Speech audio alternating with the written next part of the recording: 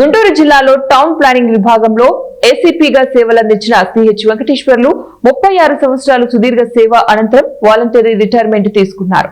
ఆయనకు సహచరులు ఆత్మీయ సన్మానం చేశారు. ఈ కార్యక్రమానికి joint director Chakrapani, city planner Rambabu, deputy city planner Suraj, assistant city planner Rehman, Laxman Swamy, Venkataswamy, Satyanarayana తదితరులు హాజరై వెంకటేశ్వర్ల కృషిని కొనియాడారు.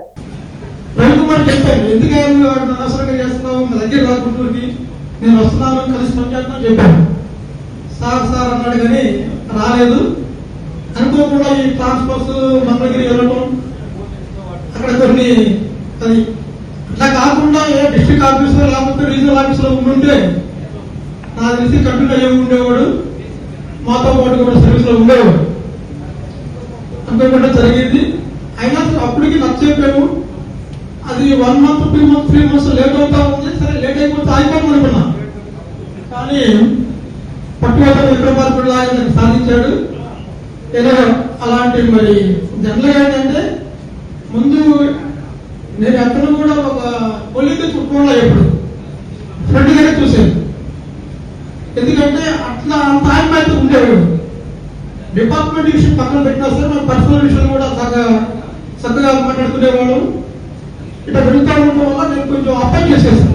వద్దు రవికుమార్, ఇంకా నీకు సర్వీస్ ఉంది, నీ అక్కడ కావాలని.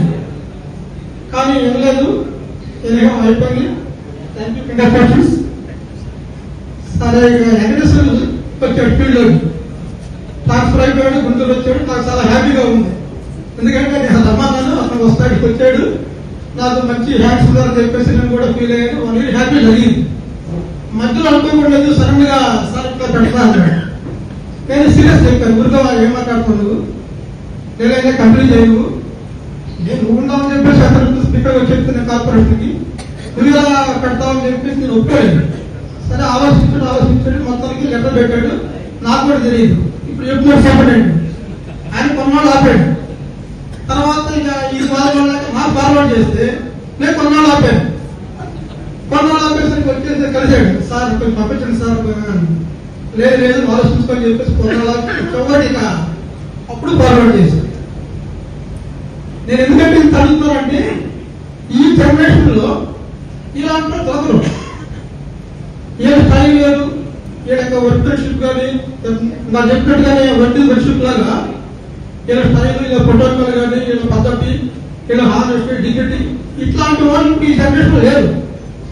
సో కనీసం వీళ్ళన్నా ఉంటే ఒక రకంగా డిపార్ట్మెంట్ బాగుంటుందని చెప్పి నేను ఆలోచిస్తుంటే ఫోర్స్ చేసుకుంటే వీళ్ళేమో మరి